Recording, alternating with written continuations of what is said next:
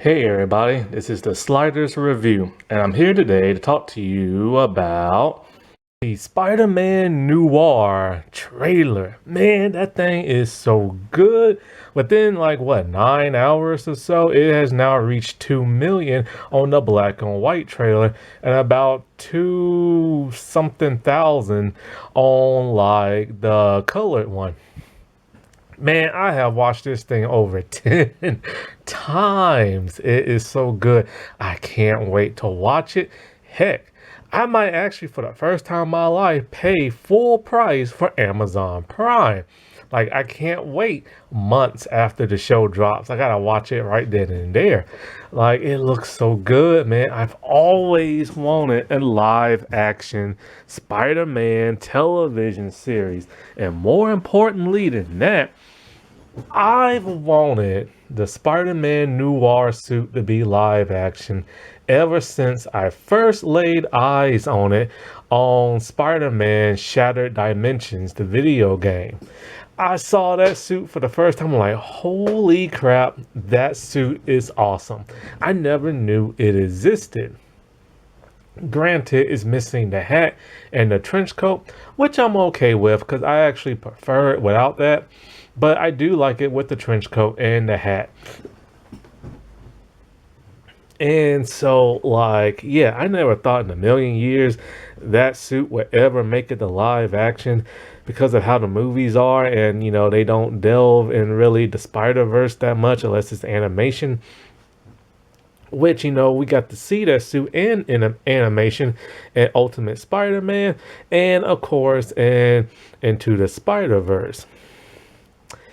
And originally I told myself when I watched this show, I'm going to watch it in color. But after watching the trailer in black and white, it looks a million times better in black and white than it does in color. There's something off with the color and I don't know what it is.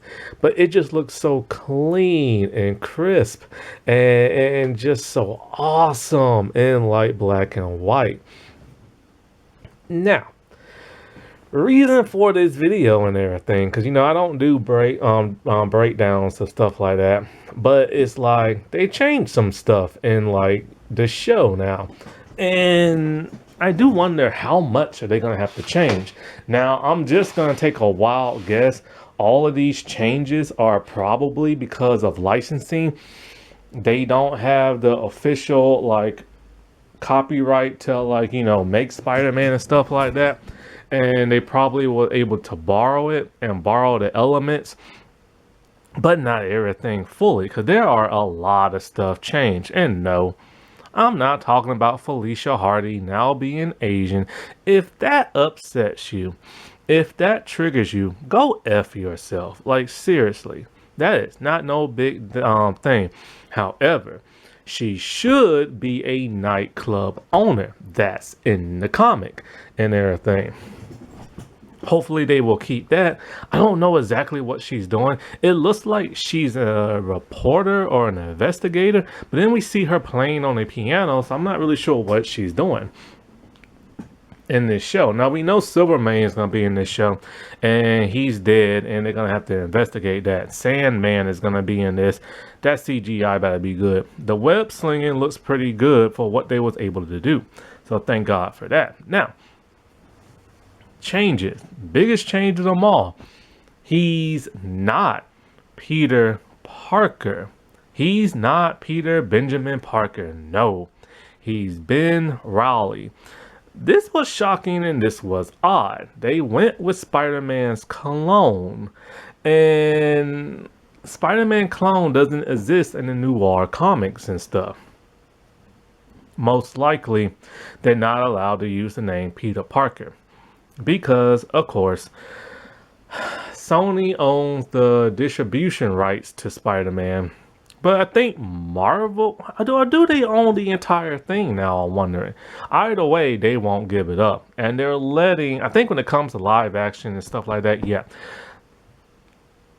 Sony owns that. So they're not giving that up for nothing. That's really the only good thing Sony has. But they're letting Marvel, the MCU, borrow Peter Parker / Spider-Man, which is why Sony had all those spiderless men movies and stuff. And so, like, Marvel overall just owns Spider-Man with, the comics and the cartoons and stuff like that. So I'm assuming because Sony's being Sony and they're letting the MCU borrow Peter Parker, they don't want too many Peter Parkers running around and getting people confused. So they named him Ben Reilly, which is a huge blow and everything. Another huge blow is that they can't call him Spider-Man. That's stupid. They have to call him the Spider. So we're back to this Smallville BS and everything of like the red blue blur or like an arrow. I forgot what they even called him. The Hood or something like that. So yeah, hopefully down the line, if they get multiple seasons, they can start calling him Spider-Man. I'm hoping, because calling him the Spider is just weird, which is why the name change of the title. It's called Spider-Noir, not Spider-Man Noir. Seriously, copyright and issues and all this crap really takes the piss out of things, you know what I'm saying? And so, like, that's the reason for all these name changes and stuff. Now, the suit looks accurate, so that's a great thing. I don't think Spider-Noir has a spider logo on his chest. It might be on the back, but I don't think it's on the chest. So I'm not sure if it's going to be in the show or not. Now, Spider-Man Noir uses organic webbing in the comics and everything. He has all the spider powers the spider has and everything. The agility, the strength, the speed, the stickiness, stuff like that. But his webbing is organic, and I think it's supposed to be black. So far, it looks like the typical live-action webbing, which is like that silver whitish type line. It's like a silver thin line, which I'm getting tired of seeing. I'm sorry. I want webbing to look the way it does in animation. The woven, like threaded looking thing. I want that. I'm tired of these thin lines and everything. One of the fun things about Spider-Man comics and the cartoons is the way the webbing looks. But anyway, he's supposed to have black webbing. And it's supposed to come out kind of like a spray and not a fine line. That's how it was in the comics. But over time, they did change it because of like the cartoons and, the video game and stuff like that. Also, this Spider-Man carries guns. He carries around a 45 caliber pistol and everything in the comics. So far in video games, animation, he has yet to use that because it's animation. Now in live action, we don't see a gun, but we do see a wall with a shadow figure who looks like they're wearing a mask holding a gun. It might be him. I'm not sure, but for the most part, that seems to be the only changes when it comes to like him. Now, what's his name? Robbie Robertson. He's in this, and he appears to be like, I don't know, he seems like he's the head of the Daily Bugle, which is, I think in the comic might be Jonah Jameson, but they probably not allowed to use him and stuff like that. What else? This is supposed to be set around, I think, World War II, maybe. And like, like that's where like his costume is inspired from, like the mask, the goggles and stuff like that. Now, I'm pretty sure Mary Jane Watson will not be in this. I don't see her so far nowhere. Nicolas Cage looks like he's having fun doing this. One of my favorite scenes is when he talking about like he beat up some guys at a bar and then he got plastered and then like he claps his hands and snaps his fingers and stuff like that. That's just awesome. I love that part.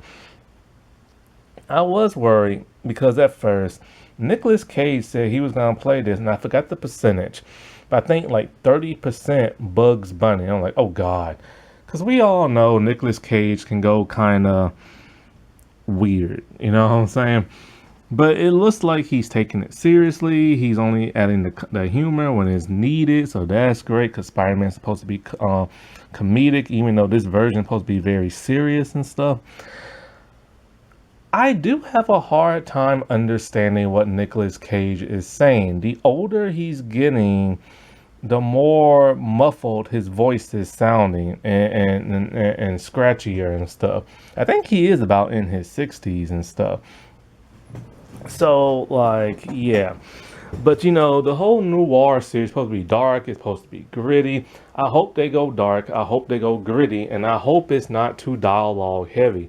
I don't want to see them just talk and talk and talk and talk and talk some more, and then a little bit of action. That will get on my nerves. However, if it's similar to the Netflix Daredevil or Netflix Punisher, where the dialogue is very edgy, and then you have those cool action scenes towards the end, it's just one, I will be okay with that. But, you know, I can't wait for this to come out. Alrighty, well, I'll talk to y'all later. Bye.